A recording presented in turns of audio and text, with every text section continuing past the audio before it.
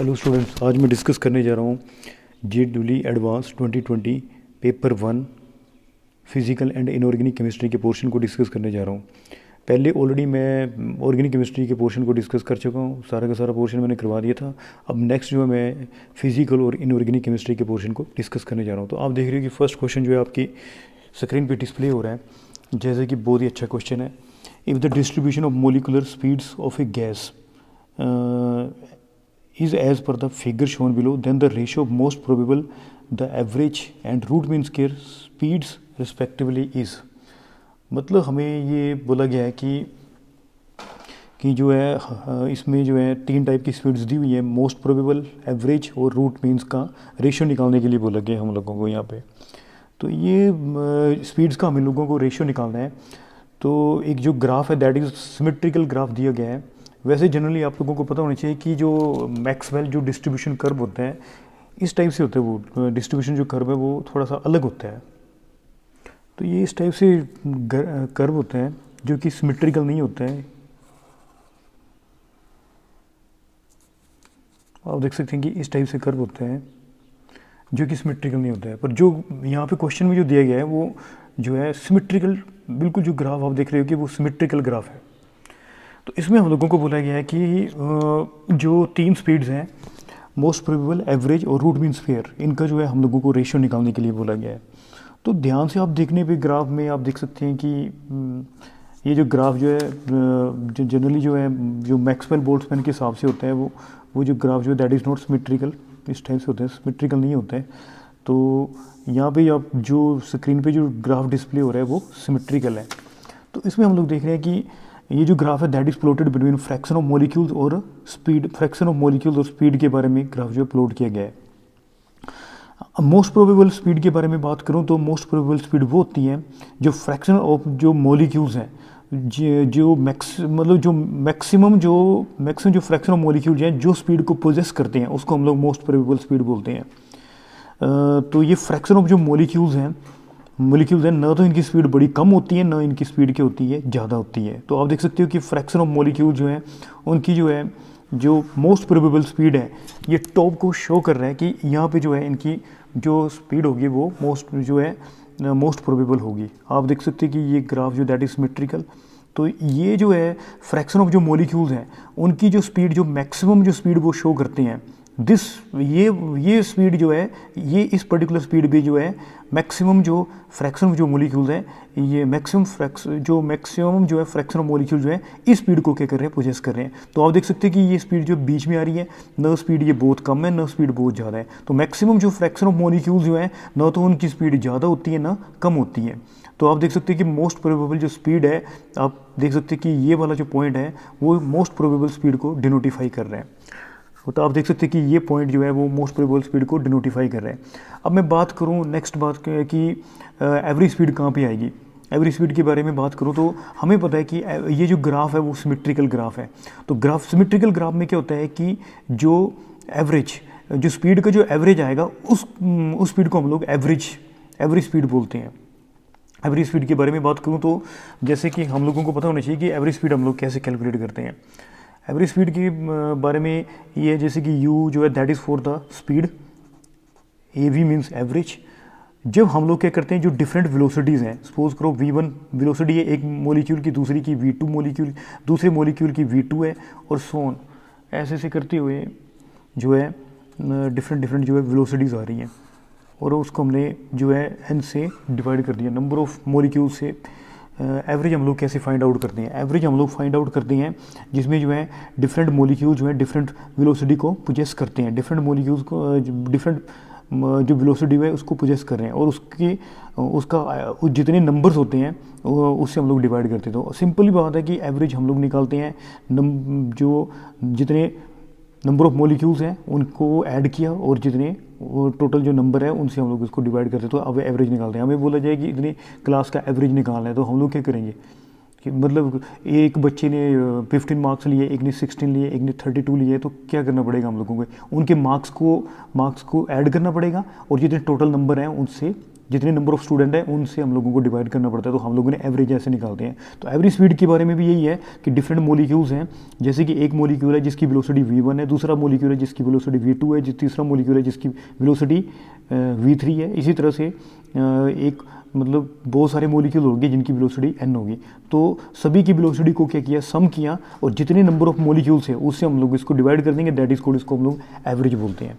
तो आप देख सकते हैं कि सपोज करो यहाँ पे जो वेलोसिटी है, यहाँ पे मैं बात कर रहा हूँ इस पर्टिकुलर पॉइंट पे जो वेलोसिटी है, मैं स्पीड के बारे में बात कर रहा हूँ, ये वेलोसिटी के बारे में बात कर रहा हूँ। इस पर्टिकुलर पॉइंट पे स्पीड जो है वो सपोज करो 3 है, और यहाँ पे जो है जो मोलिक्यूल्स की जो स्पीड है वो यहाँ पे 3 है, और यहाँ पे जो मोलिक्यूल है उसकी स्पीड जो है वो 5 है। तो हम लोग एवरेज कैसे निकलेंगे, तो एवरेज स्पीड कैसे निकलेगी, तो हमारी जो एवरेज स्पीड निकलेगी दिस विल बी कैसे निकलेगी, दो मोलिक्यूल्स की हमने जो है वेलोसिटी को ले लिया, और कितने मोलिक्यूल्स ले रहे हैं हम लोग, 2 ले रहे हैं, तो इसका जो आएगा एवरेज स्पीड आएगी वो क्या आएगी, 4 होगी। आप तो देख सकते हो कि इसकी जो एवरेज है वो क्या आएगी, 4 आएगी।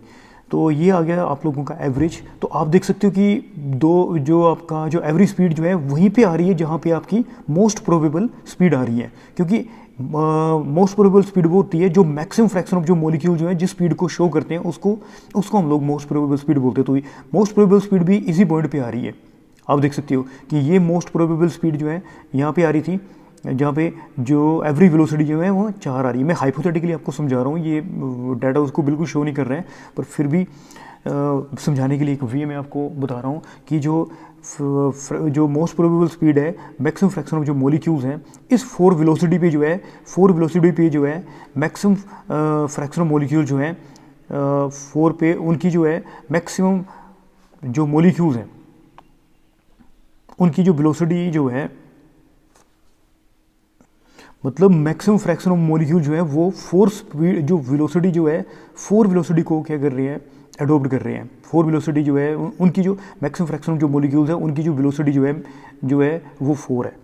तो आप देख सकते हैं कि मोस्ट प्रोबेबल स्पीड जो है यहाँ पे 4 आ रही है, और एवरेज यहाँ पे एक मॉलिक्यूल है जिसकी स्पीड 3 है, और दूसरा मॉलिक्यूल यहाँ पे उसकी वेलोसिटी कितनी है, 5 है, वेलोसिटी 5 है। तो उसका जो एवरेज आएगा वो क्या आ रहा है, 4 आ रहा है। तो आप देख सकते हो कि साइमल्टेनियसली मोस्ट प्रोबेबल स्पीड जो है वो भी 4 पे आ रही है, और जो एवरेज स्पीड है वो भी 4 पे आ रही है। तो दोनों का जो रेशियो आएगा वो इक्वल है। So that is the reason इनका जो रेशियो आएगा 1:1 होगा। मोस्ट प्रोबेबल और एवरेज स्पीड का जो रेशियो है दैट इज़ 1:1 होगा।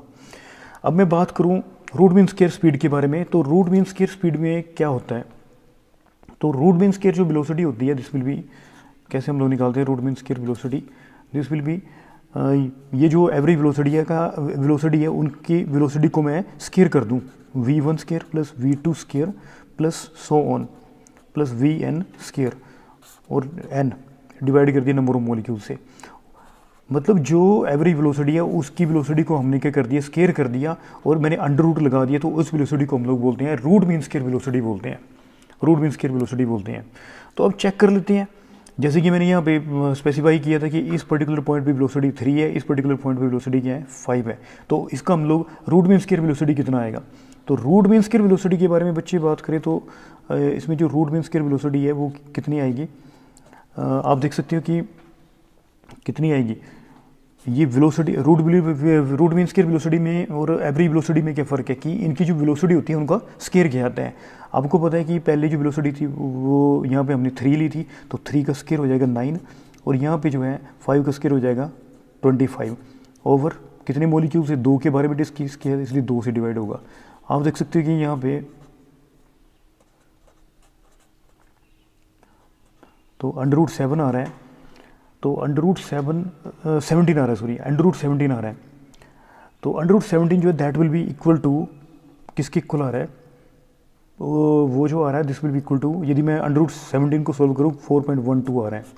तो आप देख सकते हो कि जो मोस्ट प्रोबेबल स्पीड और जो एवरेज स्पीड है दोनों इक्वल है, पर जो रूट मीन स्क्वायर है आप देख सकते हैं कि मोस्ट प्रोबेबल स्पीड भी यदि 4 पे आ रही थी सपोज करो, और यदि एवरेज स्पीड जो है वो भी कितना आ रहा है, एवरेज मैंने स्पीड निकाली थी वो भी 4 आ रहा है। तो एवरेज स्पीड और जो मोस्ट प्रोबेबल स्पीड है वो इक्वल है, पर जो रूट मीन स्क्वायर जो वेलोसिटी होती है, रूट मीन जो स्क्वायर वेलोसिटी है वो जो है एवरेज स्पीड से ग्रेटर होती है। क्यों? एवरेज स्पीड आपकी 4 आ रही है और रूट मीन स्क्वायर जो वेलोसिटी है वो 4.12 आ रही है। तो आप देख सकते हैं कि जो रूट मीन स्क्वायर वेलोसिटी जो है एवरेज वेलोसिटी से ज़्यादा होती है। तो हम लोगों ने वो चॉइस को सिलेक्ट करना है जिसमें जो है मोस्ट प्रोबेबल स्पीड और एवरेज स्पीड जो है वो इक्वल है और रूट मीन स्क्वायर वेलोसिटी जो है उससे ज़्यादा है, एवरेज स्पीड से ज़्यादा है। तो हम देख सकते हैं कि एक ही चॉइस हमें दिखाई दे रही है, वो बी ऑप्शन है, जिसमें मोस्ट प्रोबेबल स्पीड और एवरेज स्पीड जो है इक्वल है पर रूट मीन स्क्वायर जो स्पीड है वो ज़्यादा है। तो बी जो है हमारा करेक्ट ऑप्शन होगा।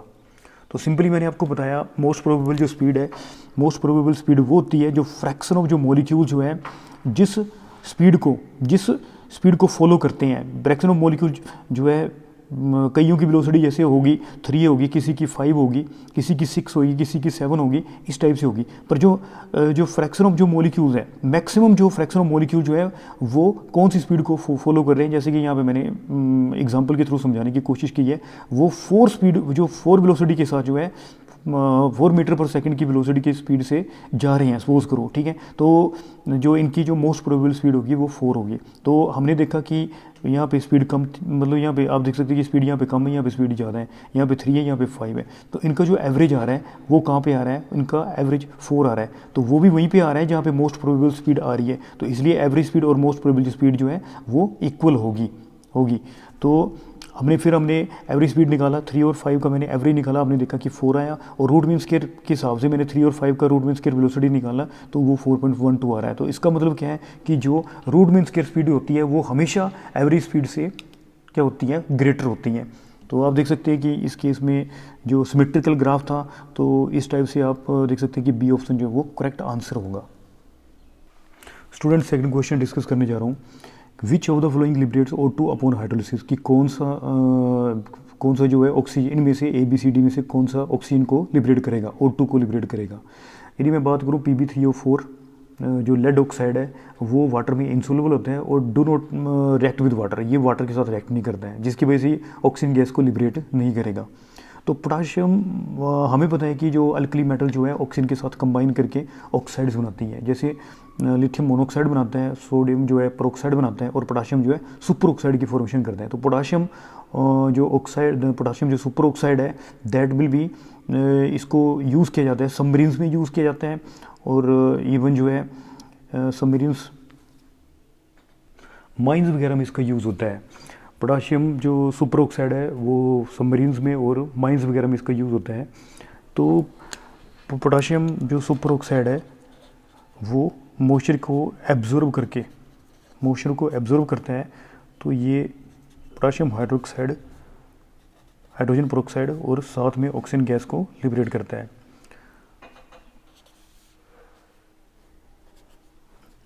तो ये जो है जो माइंस वगैरह में रेस्क्यू वर्क्स के लिए इसका यूज़ हो सकता है पोटाशियम सुपर ऑक्साइड का। और ये पोटाशियम हाइड्रोक्साइड जो है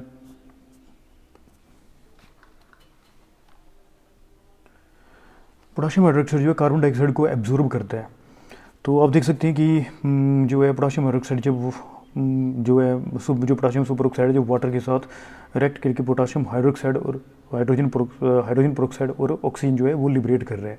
तो आप देख सकते हैं कि फाइनली हम लोग, क्योंकि ये तो क्वेश्चन भी हम लोगों का सिंगल चॉइस वाला क्वेश्चन है, मतलब इसमें एक करेक्ट आंसर होगा। तो आप देख सकते हैं कि पोटाशियम सुपर ऑक्साइड जो है वो ऑक्सीजन को लिबरेट कर रहे हैं। और यदि मैं बात करूँ सोडियम पेरोक्साइड की, सोडियम पेरोक्साइड जो है वो जब हाइड्रोलाइज होते हैं वाटर के साथ तो सोडियम हाइड्रोक्साइड और हाइड्रोजन पेरोक्साइड की फॉर्मेशन हो जाएगी। और इसी तरह से हम लोग बात करें Li2O, जो लिथियम ऑक्साइड है वो वाटर के साथ जो है हाइड्रोलाइज होकर के लिथियम हाइड्रोक्साइड और हाइड्रोजन पेरोक्साइड की फॉर्मेशन होगी। तो दोनों जो है हाइड्रोजन पेरोक्साइड की फॉर्मेशन कर रहे हैं। तो हम लोग देखें तो जो है जो पोटाशियम सुपर ऑक्साइड जो है वो वाटर के साथ रिएक्ट करके ऑक्सीजन गैस लिबरेट कर रहा है और यही इसका जो है बी ऑप्शन जो इसका फाइनल आंसर होगा। स्टूडेंट, नेक्स्ट क्वेश्चन में डिस्कस करने जा रहा हूँ। A colourless aqueous solution contains nitrates of 2 metals X and Y, मतलब मेटल के नाइट्रेट्स हैं ये, X और Y जो है मेटल के नाइट्रेट्स हैं। When it was added to an aqueous solution of NaCl, जब ये एक्व सॉल्यूशन ऑफ NaCl में इन नाइट्रेट्स को ऐड किए जाते हैं तो वाइट PPT की फॉर्मेशन होती है। This precipitate was found to be partly soluble in hot water to give a residue, मतलब पार्टली सोलूबल है, पूरी तरह से सोलूबल नहीं है, कुछ पार्ट सोलूबल है, कुछ पार्ट सोलूबल नहीं है। तो जब to give a residue P, residue देगा P and a solution Q, तो एक पार्ट मतलब एक जो है वो रेजिड्यू दे रहा है, दूसरा जो है वो सोल्यूशन की फॉर्मेशन कर रहा है, क्लियर सोल्यूशन बन रहा है। The residue P was soluble in aqueous ammonia, जो रेजिड्यू है वो जो एक्वस अमोनिया में सोलूबल है, एंड एक्सेस सोडियम थायोसल्फेट, और जो है सोडियम थायोसल्फेट में सोलूबल है, हाइपो में सोलूबल है। The hot solution Q gives a yellow precipitate with के आई, क्यू जो है वो येलो पीपीटी दे रहा है के आई के साथ। The metal X and Y respectively are, metals कौन कौन सी होगी, वो एक्स और वाई जो हमने मेटल्स के बारे में बताना है।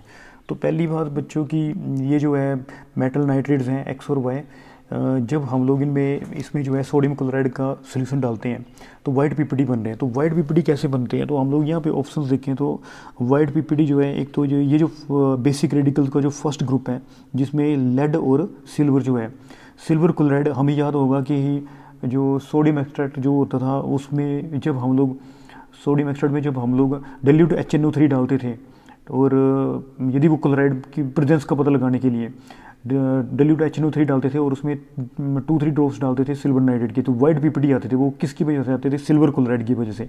तो हमें पता है कि सिल्वर क्लोराइड जो है वाइट पीपीटी देता है, यहाँ पे वाइट पीपीटी के बारे में डिस्कस किया गया है। और हमें ये भी पता है कि फर्स्ट ग्रुप में जो सिल्वर है और दूसरा लेड भी होता है, तो लेड जो क्लोराइड होता है वो भी वाइट पीपीटी देता है। तो मुझे तो ये ऑप्शन फर्स्ट ही लग रही है कि जो है बेसिक रेडिकल्स लग रहे हैं, जो है जब हम लोग इसमें सोडियम क्लोराइड का सोल्यूशन देते हैं तो जिसकी वजह से वाइट प्रेसिपिटेट की क्या होती है, फॉर्मेशन होती है। तो यानी मैं स्टार्टिंग यहीं से करके चलूँ तो नाइट्रेट्स बोला गया था, एक सिल्वर नाइट्रेट हो गया और दूसरा जो है वो लेड नाइट्रेट हो गया, लेड नाइट्रेट। तो जब हमने इसमें सोडियम क्लोराइड का सोल्यूशन डाला, NaCl सोल्यूशन डाला, तो वाइट पीपीटी जो बनेंगे वो किसकी वजह से बनेंगे, AgCl की वजह से वाइट पीपीटी की फॉर्मेशन होगी, और लेड क्लोराइड PbCl2 हमें पता है कि उसकी वजह से भी वाइट पीपीटी की फॉर्मेशन होती है। क्वालिटेटिव एनालिसिस के बारे में हम लोग करें तो हमें ये पता होता है इसके बारे में। The precipitate was found to be partly soluble in hot water, ये जो प्रेसिपिटेट जो फॉर्म हुए हैं वो पार्टली सोलूबल है, पूरी तरह से नहीं है सोलूबल, मतलब पार्टली सोलूबल है। was added when it was added to an aqueous solution of the precipitate was found to be partly soluble in hot water, hot water में partly soluble है। तो हॉट वाटर में partly soluble है मतलब कुछ part soluble होगा, कुछ part जो है वो सोलूबल नहीं होगा। रेजिड्यू पी बोल रहा है, तो रेजिड्यू पी तभी आएंगे यदि कोई पार्ट जो है प्रेसिपिटेट की फॉर्मेशन होगी, मतलब वो पार्ट जो है वो सोलूबल नहीं होगा, वो मतलब वही रहेगा। तो मतलब वो सोलूबल नहीं हो रहा है।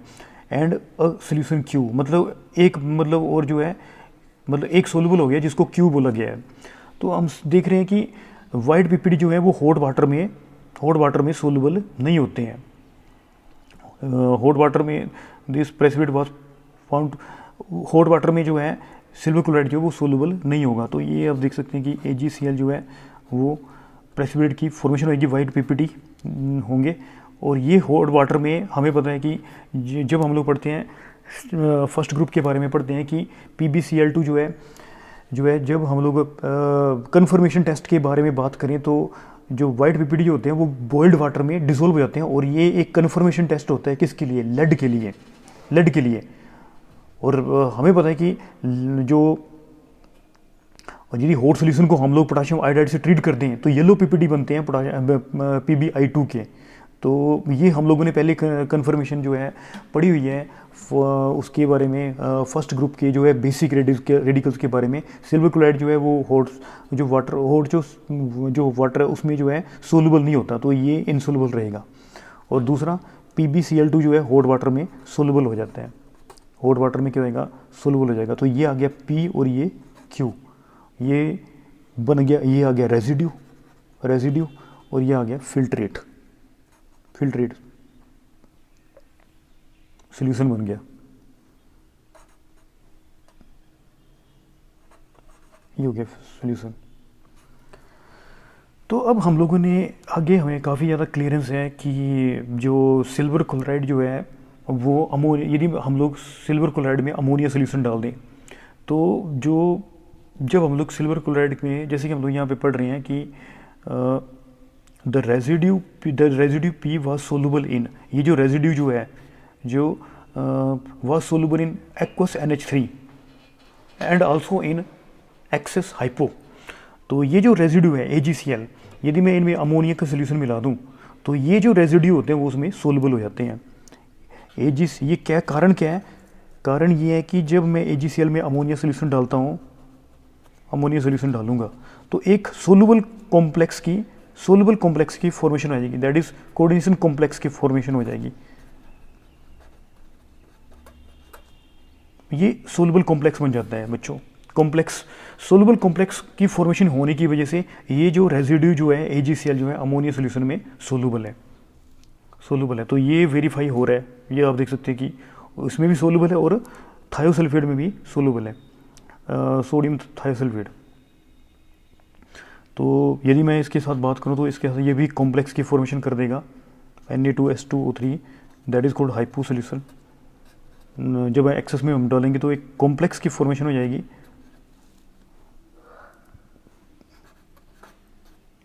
इस कॉम्प्लेक्स की फॉर्मेशन होने की वजह से ये जो है AgCl जो है हाइपो में इस कॉम्प्लेक्स की फॉर्मेशन होने की वजह से ये इसमें क्या होगा, सोलुबल हो जाएगा। तो आप देख सकते हैं कि ये डेफिनेटली AgCl है, मतलब डेफिनेटली Ag है, सारी कंडीशनों को फॉलो कर रहा है। आप देख सकते हैं कि हॉट वाटर में AgCl जो है हॉट वाटर में डिसॉल्व नहीं होता है, वो रेजिड्यू की फॉर्म में होगा। और यदि ये रेजिड्यू में मैं उस रेजिड्यू में अमोनिया डाल दूं या सोडियम थायोसल्फेट डाल दूं तो एक सोलुबल कॉम्प्लेक्स की फॉर्मेशन हो जाएगी, जिसकी वजह से ये जो रेजिड्यू थे वहाँ पे क्या होंगे, डिसॉल्व हो जाएंगे। उसके बाद बोला the hot solution Q gave a yellow precipitate with Ki the metal X and Y। और जो हॉट सोल्यूशन जो है Q गेव अ, ये हमने इसका कन्फर्मेशन टेस्ट पढ़ा हुआ है कि जो हॉट सोल्यूशन होता है जो PbCl2 का, जो उसमें यदि हम लोग क्या डाल दें, उसमें यदि मैं डाल दूं पोटाशियम आयोडाइड डाल दूं तो किसकी फॉर्मेशन हो जाएगी, PbI2 की फॉर्मेशन हो जाएगी। PbI2, तो ये कन्फर्मेशन जो हो जाएगी कि लेड की कन्फर्मेशन के लिए टेस्ट है। तो ये जो हॉट सोल्यूशन था PbCl2 का, इसमें हमने यदि पोटाशियम आयोडाइड डाल दिया, ये यहाँ पे बैलेंस करना था, यहाँ पे 2 हो जाएगा।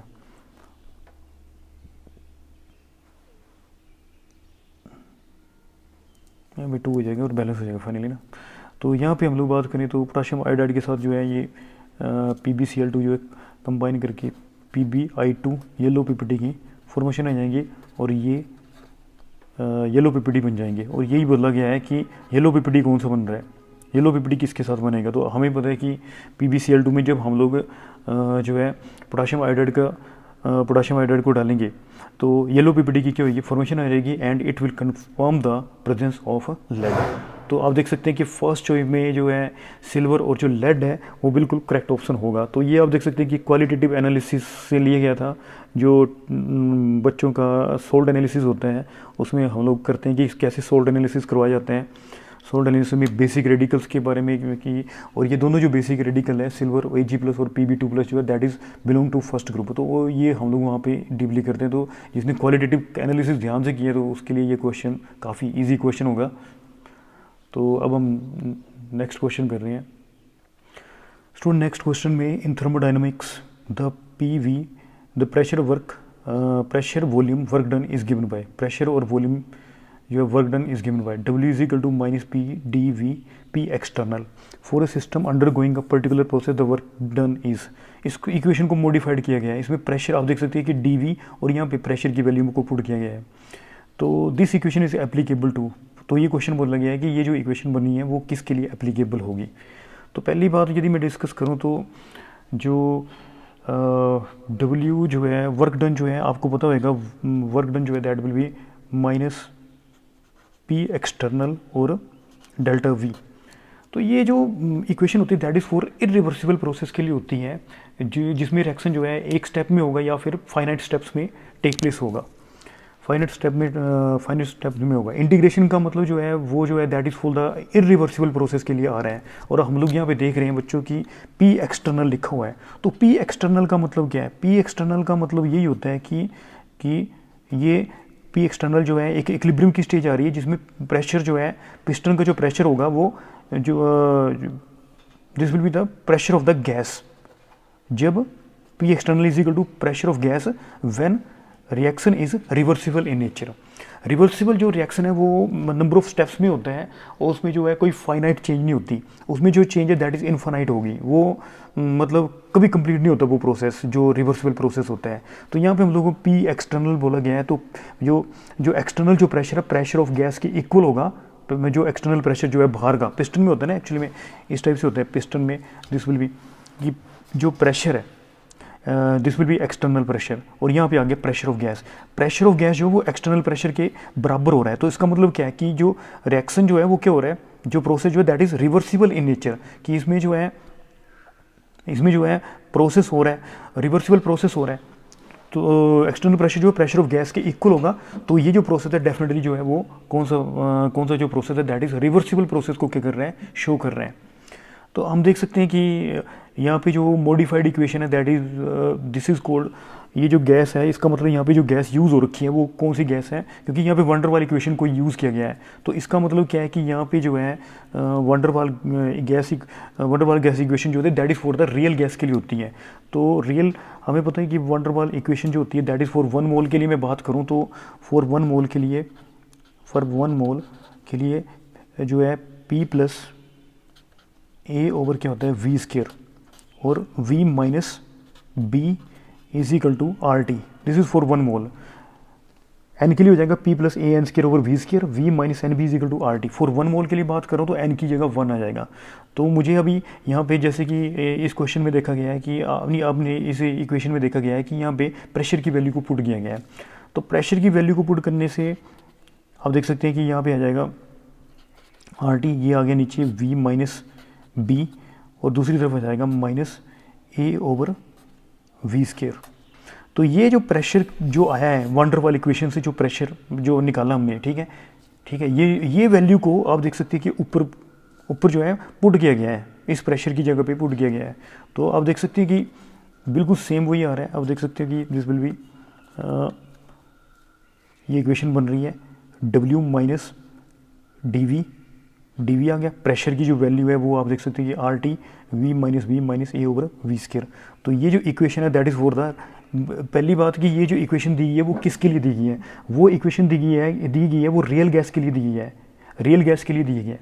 और ये जो प्रोसेस, और दूसरी सबसे बड़ी बात है कि इस इक्वेशन में क्या शो हो रहा है कि ये जो प्रोसेस जो है वो रिवर्सिबल प्रोसेस है। तो हम लोग देख रहे हैं कि नीचे कौन सी इक्वेशन जो है एप्लीकेबल होगी, system that satisfied the wonder वाल इक्वेशन। अभी आपने देखा कि मैंने प्रेशर जो है वंडर वाल इक्वेशन से निकाला और यहाँ पे सब्स्टिट्यूट किया। तो ये जो इक्वेशन जो आई है दैट इज़ वंडर वाल से आई है। तो डेफिनेटली वंडर वाल इक्वेशन को ये सेटिस्फाइड कर रही है। उसके बाद जो है बोला गया है process that is reversible and isothermal. क्या ये इक्वेशन जो है रिवर्सिबल और आइसोथर्मल प्रोसेस को सेटिस्फाइड करती है? तो डेफिनेटली करती है रिवर्सिबल प्रोसेस के लिए। मैं पहले बात कर चुका हूँ कि P external is equal to pressure of P external जो that is pressure of gas, वो तभी होगा जब प्रोसेस जो है दैट विल बी रिवर्सिबल होगा। और तो ये प्रोसेस रिवर्सिबल है। और आइसोथर्मल का मतलब क्या है, आपको पता है कि टेम्परेचर जो है दैट विल बी कांस्टेंट। तो क्या ये इक्वेशन जो है रिवर्सिबल इक्वेशन को सेटिस्फाइड करती है? डेफिनेटली करती है। और आइसोथर्मल प्रोसेस को भी सेटिस्फाइड करती है? डेफिनेटली करती है। यदि मैं जो है आपको इसको इक्वेशन को इंटीग्रेट करूँ तो आप देख सकते हैं कि टेम्परेचर जो है वो कांस्टेंट है, यहाँ पे वेरिएबल नहीं है। वेरिएबल जो है दैट इज़ वॉल्यूम जो है दैट इज़ वेरिएबल DV। आप देख सकते हैं कि वेरिएशन किस में हो रही है, वेरिएबल कौन है, वो जो है वॉल्यूम जो है वेरिएबल है। तो आप देख सकते हैं कि यहाँ से मैं टेम्परेचर को बाहर निकाल करके इस इक्वेशन को सोल्व कर सकता हूँ। तो टेम्परेचर जो है इस केस में कॉन्स्टेंट है। आइसोथर्मल प्रोसेस के लिए टेम्परेचर जो है वो भी कॉन्स्टेंट होता है। तो आप देख सकते हैं कि ये जो इक्वेशन है वो रिवर्सिबल आइसोथर्मल प्रोसेस को सेटिस्फाइड कर रही है। इसी तरह से C ऑप्शन जो बोला गया है कि वो प्रोसेस जो है रिवर्सिबल है और एडियाबेटिक प्रोसेस में Q इज इक्वल टू, हमें पता है delta E is equal to Q plus W। तो डेल्टा E जब एडियाबेटिक प्रोसेस होगा तो Q की वैल्यू क्या आएगी, 0। Delta E is equal to W। तो आप देख सकते हो कि यहाँ इस इक्वेशन को एडियाबेटिक प्रोसेस में भी सेटिस्फाइड करने में कोई प्रॉब्लम नहीं आएगी। तो ये इक्वेशन जो है C जो इक्वेशन है कि प्रोसेस जो है वो रिवर्सिबल है और एडियाबेटिक है, उसको भी ये सेटिस्फाइड करती है। पर आप देख सकते हो कि डी ऑप्शन में बोला गया है process that is irreversible and at constant isothermal, कि डी ऑप्शन को ये सेटिस्फाइड नहीं करेगी क्योंकि ये प्रोसेस जो है इरिवर्सिबल है, और डी ऑप्शन जो है वो इरिवर्सिबल प्रोसेस को शो कर रही है। तो ये डी ऑप्शन, ये इक्वेशन जो है डी जो इक्वेशन ये इक्वेशन जो है डी स्टेटमेंट को सेटिस्फाइड नहीं करेगी। तो इस इक्वेशन के लिए इस इक्वेशन को ए बी और सी जो है सेटिस्फाइड करेंगे, और यही इसका फाइनल आंसर होगा। तो दो स्टूडेंट्स जो है मैंने अभी आई थिंक मैंने 4 क्वेश्चन करवा दिए हैं। तो अब नेक्स्ट क्वेश्चन जो मैं जो है अगली वीडियोस में डिस्कस करूँगा। तो आप लाइक करें, शेयर करें, सब्सक्राइब करें, और ज़्यादा से ज़्यादा अपने फंडामेंटल्स को क्लियर करें, और मेरी वो जो वीडियोज़ हैं वो वॉच करते रहें और सब्सक्राइब करें। Thank you for watching.